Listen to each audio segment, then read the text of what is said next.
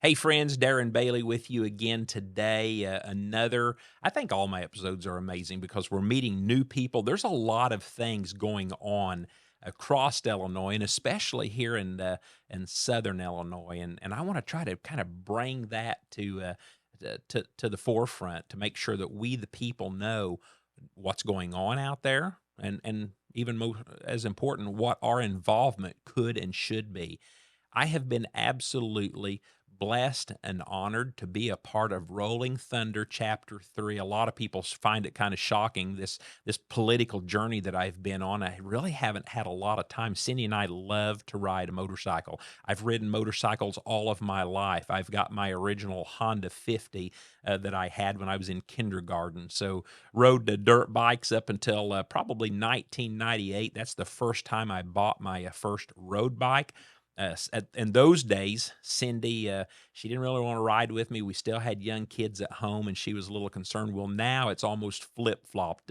We continue to stay busy, but man, on a beautiful afternoon or a weekend, or even sometimes if on a slow day, Cindy will grab me and she'll say, "Let's go on a motorcycle ride." So in this journey about, 6 years ago now, I showed up over at Alney, and I heard about this Rolling Thunder Chapter 3, had no idea what they were, what they stood for. We just showed up at a fundraiser, and I absolutely fell in love with a group of patriots, bike riders, people like you and I that are passionate about the freedom of this country. They're passionate about our military veterans, and they're passionate about getting that word out to people. So today with me is Tony Schmidt. Has a nickname Mongo. You get a nickname. Mine is Rep, R-E-P, and Tony's going to be finally. We're going to have some time this summer to do some riding. Tony's going to be patching my vest together soon. So Tony Schmidt is the president Yes, sir. of Rolling Thunder Chapter 3 based in Alney. And we're going to talk a little bit about that. Tony, if you don't care, just break the ice. Tell us who Tony Schmidt, who Mongo is. Well, actually, same way with you. I started riding a Honda 50 at 4 years old in kindergarten. You're a year. Oh, yeah, it was 5 for me, so you got me by a Right. year. So, I've never what been color was without. your Honda It was 50? red. Red. Okay, mine was yellow. Yellow. So, It yep. was red, yellow, and blue, I think. Yes, that's right. Yeah, I've never been without two wheels since. Yes, I Got love my that. first street bike 16 years old. It was an old Honda Chopper, been kind of homemade, and went from there. Got my first Harley at 21, and never been without one of those. Wow, that is awesome. Have you lived in Alney all of your life? I was born and raised in Born and Alney. raised in Yes, Alney. sir. All right. Well, listen, you do an amazing job. I think what I respect and admire with Rolling Thunder Chapter 3, aside from the fact that you lift up veterans, you keep a mindful presence of POWs and MIAs, but more importantly, or as important, your meetings are amazing because people are actually doing stuff. Many times when I go to meetings, when I've even led meetings, whether it was church or school, people start these committees, they start these groups. Yes, And many times when you go around the table, you ask, nah, no report, no report, no report. I never hear that. There's always the committee leaders almost always have something to report on, and your legislative committee. That is what really piqued my interest when I was initially running for office and just kind of getting the feel of the land. You guys are front and center on legislation, and as a matter of fact, I think it was your group that raised the awareness that a lot of our rest areas across the state for years had a plaque honoring POWs and MIAs, keeping their memory alive and flying the flag. yes, sir. And we went through a time where that disappeared. And I brought that to attention to House leadership, and we brought that up on the floor. And so far, I've highlighted some of that on some of my Facebook posts as Cindy and I travel around the state. We're very present when we stop at a rest area to see that plaque has been refurbished and it's up and that flag is flying. So it continues to be our goal to make sure that at every rest area in Illinois that is the case. But anyway, tell us, Rolling Thunder Chapter 3. Explain it to our listeners and what your goal is, what your purpose is, what motivates you, and who can be a part of this. The purpose of what we do, pretty much, we have 3 chapters in Illinois. The other 2 are up in Chicago. But the of the ride is it's to remind the government to keep searching for the 82,000 plus Americans that Mm, are missing since World War II. If you go back even farther, still 14,000 some missing from World War One, but there's 82,000 missing from World War II. We work year round with communities, schools, organizations, and more to advance the message that the American service members missing and unaccounted for.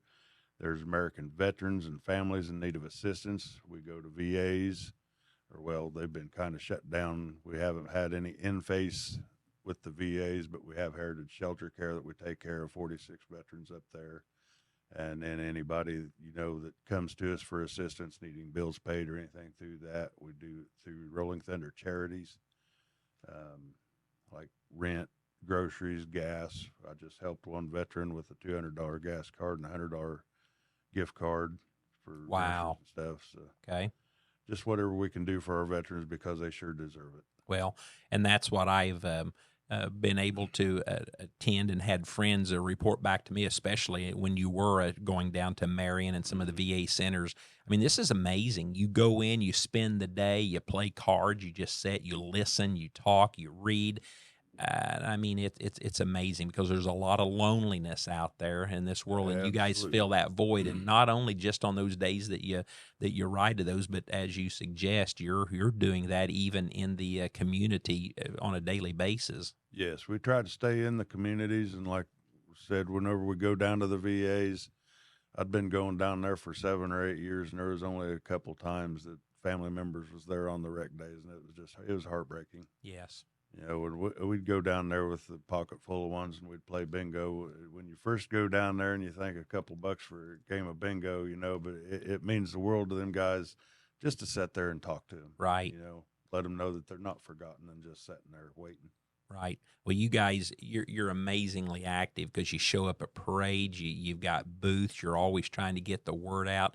I think one of the things that also that kind of touched my heart is when I attended a few of your ceremonies Yes. with the messing chair. Explain that what you do because The so people have seen these. You'll see them in a park.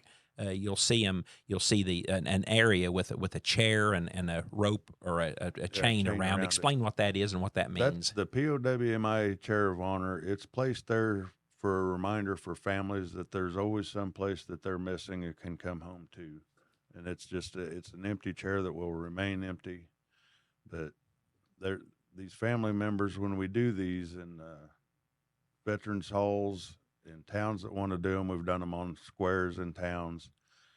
Um, it reminds the families that their loved one's not forgotten, and it almost gives them a little bit of closure and peace of mind when we place these out. Yeah, I appreciate that. And due to infrared and different technologies, it's again, I guess, heartwarming. I don't know what the word for it, but there, many of our MIAs are being, located Yes. and brought back to the states. Many more, in recent history than have been in the past. So that has to bring a lot of comfort, but especially to know that a group of people are out there remembering Yes. a life of service and a We sacrifice. we did 3 repatriations last year. One in Dallas City, one in Effingham, and there's one in Decatur. And the one up in Effingham, one of the nieces of this gentleman was actually married into my wife's family, and I got to talk to Wow. her, through Messenger on Facebook and stuff. And when we got up there, it's just because a lot of these guys that are coming back, there's all Pearl Harbor, so it's been 70 years or so, and a lot of the parents have passed away not knowing what happened to their loved one. Mm, And then some of them vaguely remember, some of them don't remember because they never had a chance to meet them. But the ones that are still around that knew them and knew of them, it's overwhelming when yeah. they come up and talk to us, tears in their eyes. It's very overwhelming. Wow. So something else that I have not been able to participate in, and I look forward to that very soon. Rolling Thunder Chapter 3 participates in honor flights. Yes. Explain what those are and what the participation of the chapter is. The honor flights, there's one out of Springfield that we haven't made it to, but we go to Evansville when they go out down there. it's all expensed. They fly the veterans out to D.C. for a trip around the different monuments and memorials out there, and then they fly them back. When we go to the honor flight, we stand in a flag line and give these heroes a welcome back that they never got to begin with. Wow. We just got done actually with one in Evansville a month ago, and just did one in Marion a couple weeks ago. Okay. How many of those do you think between that and setting up these chairs, how many of those are roughly are you doing each year? We try to do 4 chairs a year for the cost, because we got to get the money to do them and everything. Honor flights, there's 2 a year in Evansville and a couple in Marion each year. Okay. All right. But we'll be placing in Kansas, Illinois, actually on June 10th, we'll be placing our 51st chair of honor. Wow. Okay. That's exciting. 51 of them. We've got them stretched from Marion, Illinois. Well, actually, Cave-in Rock down by the ferry where it goes across the river to Normal, Illinois. Okay. That's the farthest north we've got one. All right. Our chapter, anyway. Wow. So there's 3 chapters. Yes, sir. The first 1 and 2 are in Chicago. Mm-hmm. So how far south do the Chicago chapters reach versus the area that you cover? Kind of far as they want. And Okay. we've included their chapter and stuff that we've done. We're Rolling Thunder. Okay. We're all in the same. Okay. We're on the same mission. Okay. That's awesome. So what is required or not required to be a member of Rolling Thunder?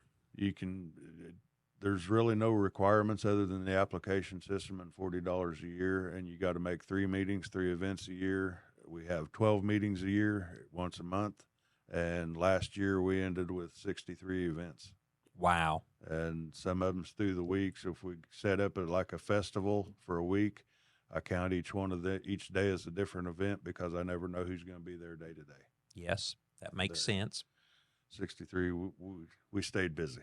All right. We've already got probably 20 in this year so far. Okay, that is awesome. So you meet the second Monday of every month at Olney VFW Yes, at sir. 7 o'clock. 7 o'clock. How long do the meetings typically?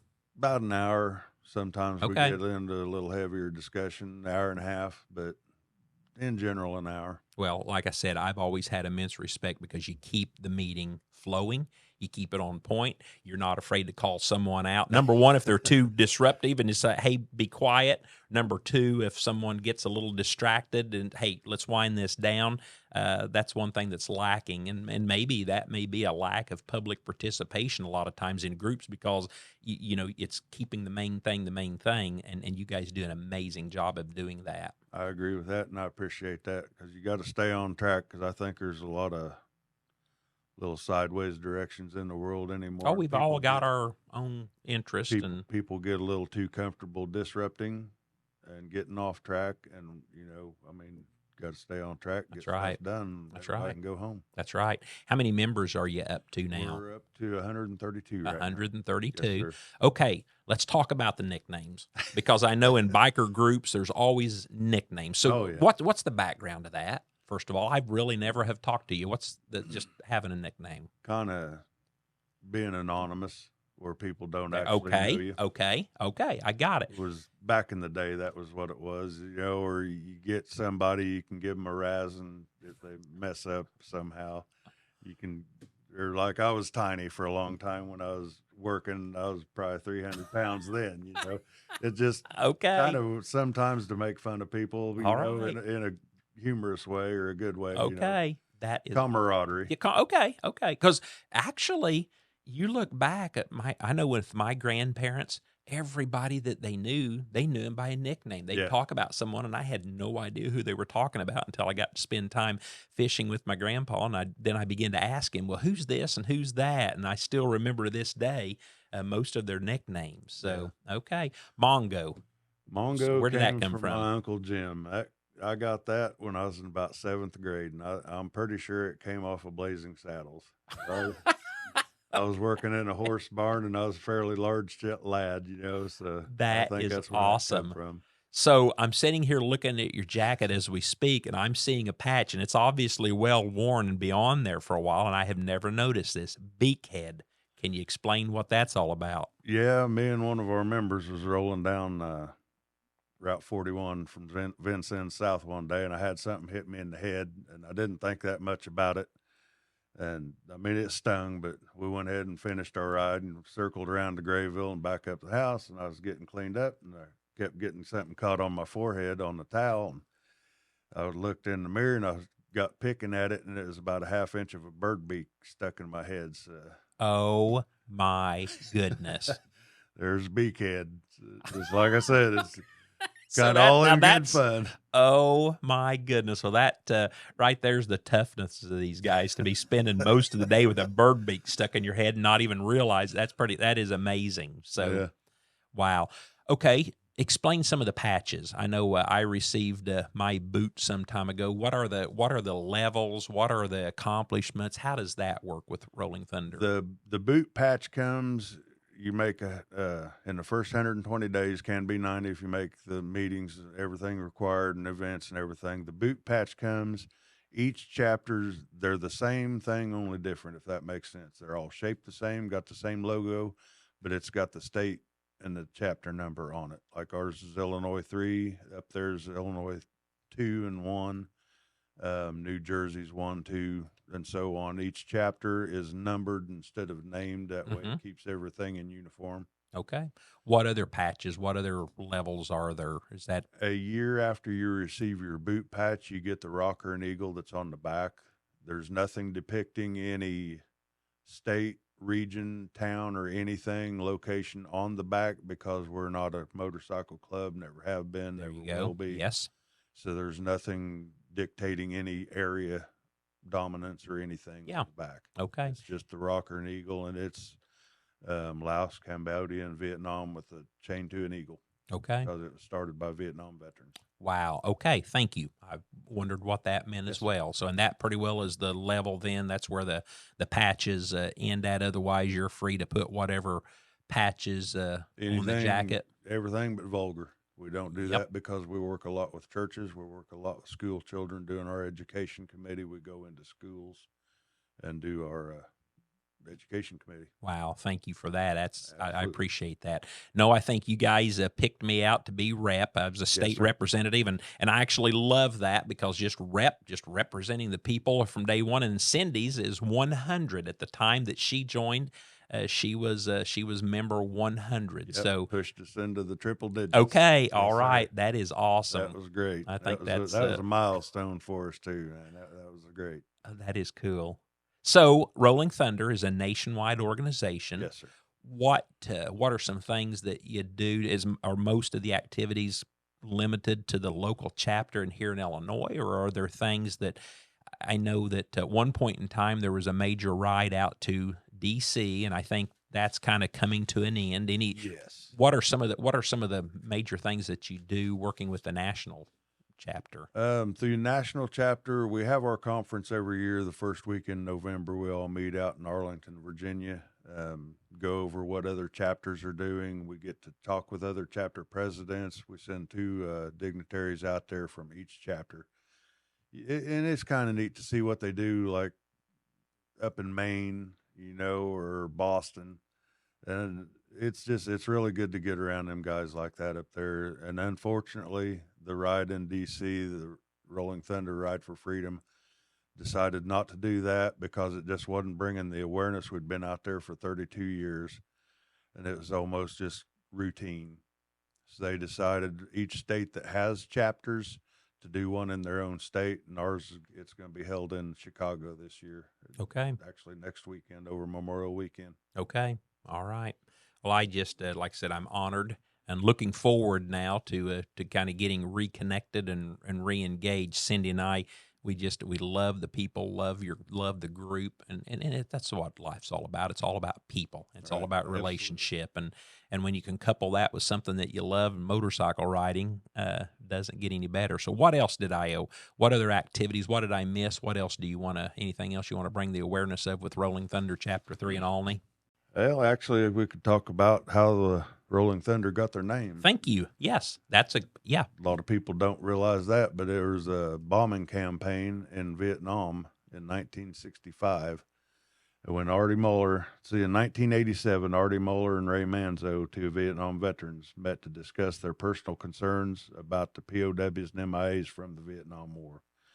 they worked on plans to gather in Washington, D.C., and have a demonstration ride through there. And the first one was in 1988, and it actually had 2,500 motorcycles. Wow. It grew over the years to an estimated 900,000. And I think the last year that we did it in 2019, there was bikes sitting around the Pentagon parking lot where I'd never seen them before, and they Wow. estimated 1.2 million that Wow. year. That had to be something to just be a part of the rumbling. I Yes, can't imagine. that's what. Whenever they came through DC with that first 2,500 bikes on there, and all the Vietnam veterans that was there, they said it reminded them of them planes coming through Okay. doing their bombing Okay. campaign, Okay. and that's how it was a campaign called Rolling Thunder in Vietnam, and that's what they dubbed the bikes Wow. coming through Washington D.C. It Wow. sounded like Rolling Thunder. Wow. And I'd tell people whenever we'd be on our way out there. One year, I think that year we had 30 bikes from our chapter go out. And I told them all, I said, when they start going over Memorial Bridge, I said, you're going to feel it in your chest, you're going to feel it in your ground, and it's just going to give you chills. And I'm getting them now, even talking about Wow. it. But they're like, okay. It started going. I just looked at all of them, and they was just in awe of how Wow. they felt. It's overwhelming. Yeah. I do miss that out there, but Wow. we got to do what we got to Yep. do for progress. Yep. Well, I Bring understand. awareness. I get it. All right. Anything else that you had on your mind? Think of right. All right. Well, listen, dues $40 each year, $40 pretty a plain year. and simple. Always due in February. That's something else on that. If you join after September of the previous year, you're good until the next February. It doesn't start when you start. It doesn't go September to September. They're There you always go. due in Always due in February. February. Yep. All right. That way we get them in and get them out. All right. Well, listen, I want to say thank you for keeping this awareness for our veterans and our POW and our those who are continued to be missing. Thank you for that. Absolutely. And is there what's the easy, other than attending a meeting the second Monday of every month at the Alney VFW at 7:00? Other than that, is you've got an active Facebook page? Yes, we have a Facebook page. We don't have a website anymore. Okay.